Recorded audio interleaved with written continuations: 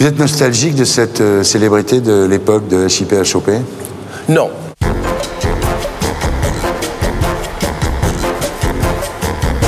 Bonsoir. Salut. Comment Sidney. tu vas? Oui.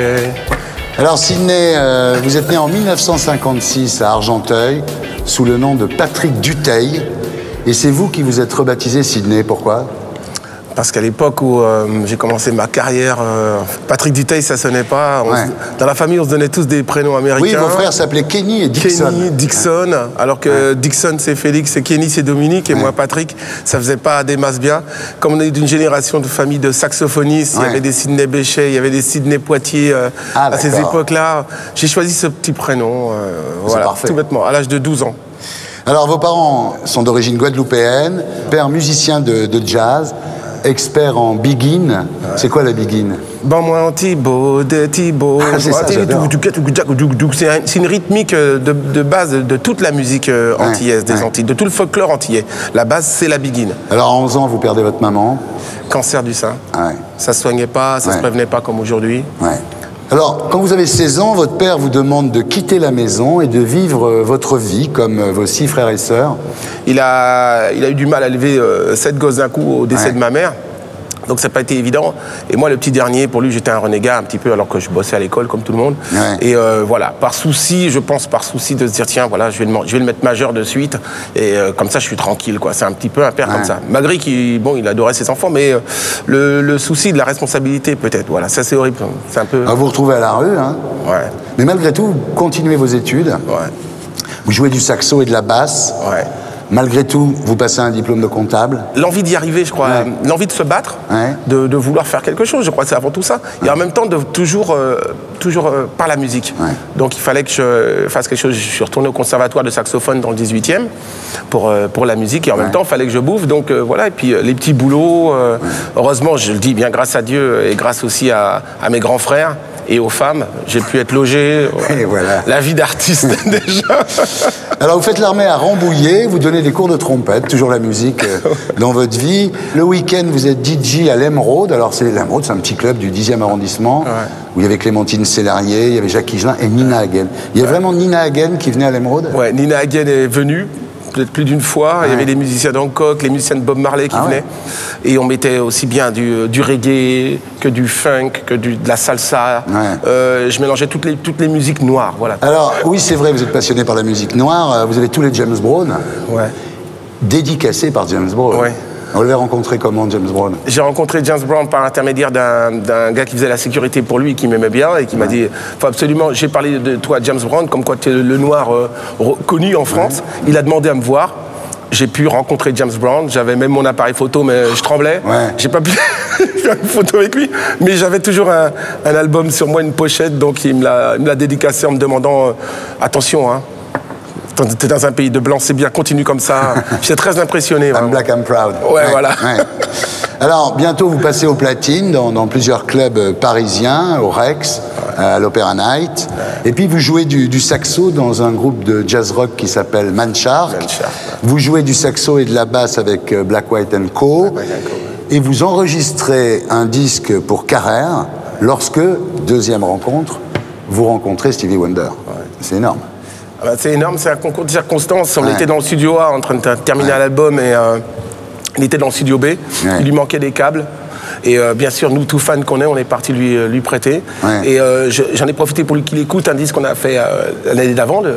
Il a demandé, il a écouté ce qu'on faisait dans le studio A. Il a écouté est-ce que je peux jouer avec vous? On n'y a pas cru, mais on s'est dit, bah oui, bien sûr. Mais Stevie Wonder joue avec nous. Donnez rendez-vous la semaine d'après. Il est venu à 4 h du matin, ils sont venus installer les claviers. Et on l'a fait. James Brown, Stevie Wonder. Mais alors, ce n'est pas en tant que musicien, Sidney, que vous connaîtrez la gloire. C'est d'abord à la radio, avec la première émission de hip-hop à la radio qui s'appelait Rappeur, Drapper, Snapper, sur Radio 7. Et c'est Marie-France Boyer, qui à l'époque dirigeait Radio 7, qui vous fait faire cette émission. C'est magique. elle a demandé à Clémentine ou à un des animateurs de Radio 7, est-ce que vous connaissez un animateur noir pour faire une tranche de musique noire d'une quotidienne de 22h à minuit. Et Clémentine a levé la main en disant, attendez, j'en connais un, là, il est fou furieux, il faut aller le voir dans sa boîte. Voilà. C'est tout simple. Et ça s'est passé vraiment comme ça. Donc Marie-France Breyer est venue à la boîte, elle n'a pas pu rentrer, c'est un club vraiment de black. Et la patronne était blanche, par contre. Et la patronne blanche a dit donc à Marie-France Breyer, qui est blanche, non, ici, il vaut mieux pas que vous rentriez. Parce qu'elle dit, oui, mais je veux voir le DJ. Donc Marie-France Breyer, telle qu'on la connaît, a poussé les murs. Elle m'a dit, toi, je te veux à Radio 7. Voilà, c'est tout. Voilà, alors à l'époque, dans cette émission de radio sur Radio 7, vous vous attaquez par Salut les frères et les sœurs, qui était vraiment votre slogan. Vous recevez Africa Bambaataa. Vous faites du break avec les New York City Breakers dans les couloirs de Radio France. C'est comme une époque assez marrante. Nous, à cette époque, on découvrait en même temps le hip-hop, en même temps que je le passais. Je passais de la musique sans le savoir ce que ça amenait à un mouvement. Donc je passais de l'électro, et l'électro-funk qu'on passait était mené par Bambaataa. On envoyait des fax à l'époque, des coups de téléphone qu'on recevait à Radio 7. Et il y a une fille qui m'appelle, qui me dit, attendez, mais vous passez du Bambaataa, j'arrive de New York, et Bambaataa est chez moi. J'ai dit, oui, c'est ça, Jacques Chirac, je ne l'ai pas cru du tout. Et elle dit, bah écoutez, si vous ne me croyez pas, je vais venir avec lui de suite. J'ai dit, bah oui, d'accord, ok. Et c'est Laurence Tuitou, qu'on connaît bien maintenant, et qui vient avec Bambaataa et toute la tribu. Et là, on est accrochés. Il y avait les danseurs Mr. Freeze qui étaient là, Fables, ils étaient en tournée. Et on a appris à danser finalement sur le sol, dans les couloirs de Radio France pendant l'émission. C'est incroyable, c'est extrêmement en avance. Incroyablement en avance. Ensuite, Marie-France Breyer devient directrice des variétés à TF1. C'était à Chipé à Chopé, le dimanche, en début d'après-midi, juste avant Starsky and Hutch. Et là, bon voilà, elle a proposé une émission, la première émission que je vous propose à TF1, c'est une émission nouvelle, il faut les faire danser. Sidney, il tourne sur le dos, là, il va faire la France tourner sur le dos, sur la tête. Il m'a demandé est-ce que j'étais capable de faire ça. Je dis écoute, moi j'ai jamais fait de télé, pourquoi pas, on essaye. Elle a dû abattre des montagnes pour que ça se fasse, et on nous a donné que 14 minutes et aucun budget pour le faire. Alors, l'émission est à l'antenne du 14 janvier au 19 décembre 1984. Donc effectivement, c'est l'ovni du PAF, quoi. Il y a des battles de breakdance, il y a des leçons de hip-hop, et puis il y a des stars. Il y a Sugar Hill Gang, qui a fait le Message, le premier morceau de rap. Il y a Curtis Blow et Madonna. Ben Madonna, c'était une super nana qui sortait, qui traînait avec les gars du Bronx, là-bas, et qui était déjà venue à diverses reprises accompagnée des DJ comme DST, vraiment les premiers DJ, ceux qui se crachent dans Rocky, Derby Hancock et tout ça. Donc elle connaissait tout ce milieu, pour moi elle est issue de ce milieu-là, et donc elle était avec eux. Un jour elle a fait son disque, elle a dit tiens, parce que j'ai fait mon disque, vous pouvez me filer un coup de pouce en France pour pouvoir pour promotionner mon nouveau 45 tours Holiday. On dit bon, c'est pas très hip-hop, mais bon, on va le faire parce que c'est la sœur des frères. Voilà, c'est les frères et sœurs. Voilà, c'est un peu ça. Alors, James Brown, Stevie Wonder, Madonna, quand même, c'est la célébrité, c'est la gloire. C'est arrivé assez vite, non? Oui, ça va très vite, le végétariat comme ça. Moi, à mon niveau, je m'y attendais pas, je suis plus un artiste qu'autre chose. Et oui, ça va très très très vite. C'est bien en même temps, et en même temps, je peux plus prendre mon caddie pour aller au supermarché. C'est bon, c'est le végétariat. Quelles ont été les réactions de votre entourage? Votre père, par exemple, qui vous avait un peu traité comme ça, est-ce qu'il est revenu vers vous à ce moment-là? Alors, sa première réaction, elle est toujours négative, mais on sait que c'est positif au fond, parce que j'ai ma belle-mère quand même qui me disait « Oh, ça va, il regarde quand est-ce que tu passes à la télé, donc ça va. » Mais sa première réaction, dit « Pourquoi tu t'appelles Sidney ?» Et je vois pas le nom de famille apparaître. Voilà, des trucs comme ça, quoi, bien antillais.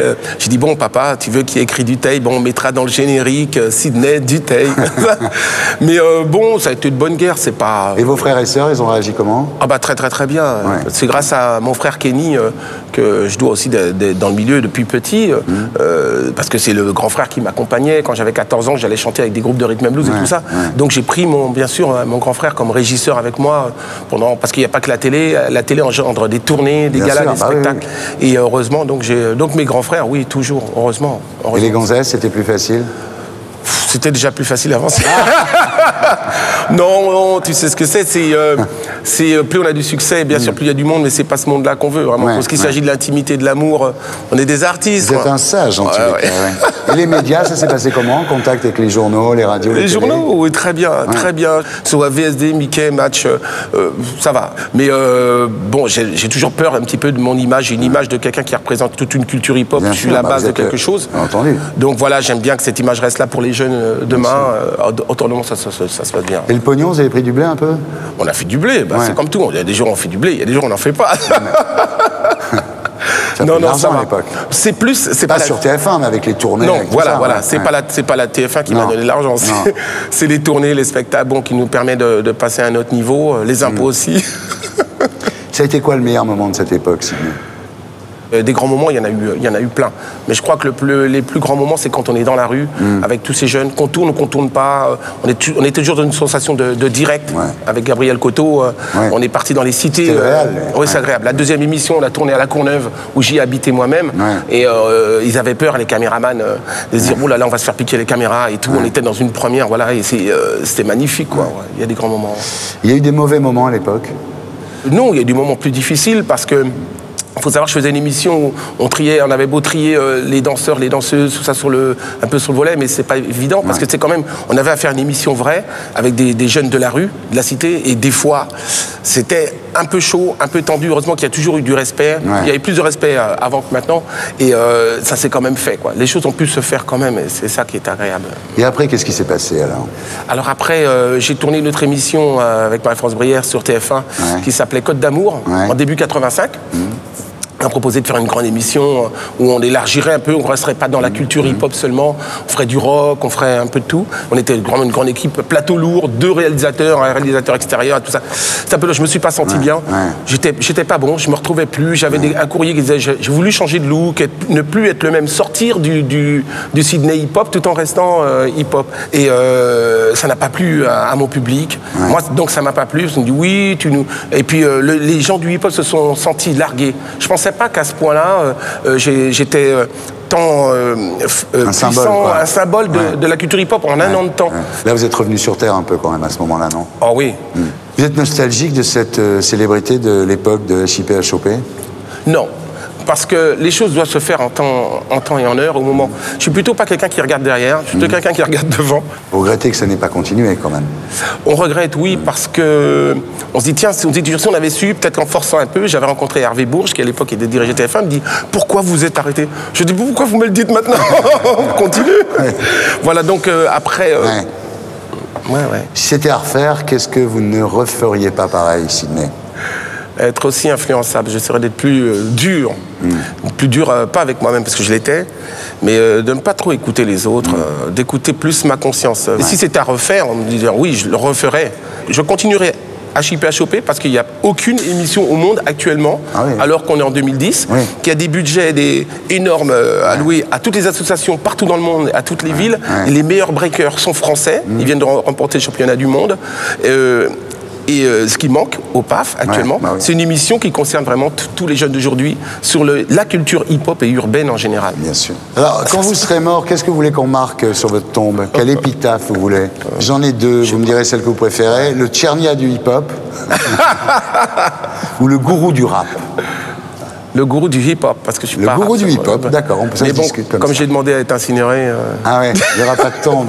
Ouais, qu'on jette ça à la mer, c'est... Bah écoutez, merci, j'étais très heureux d'avoir allumé la lumière sur vous. C'est moi Thierry.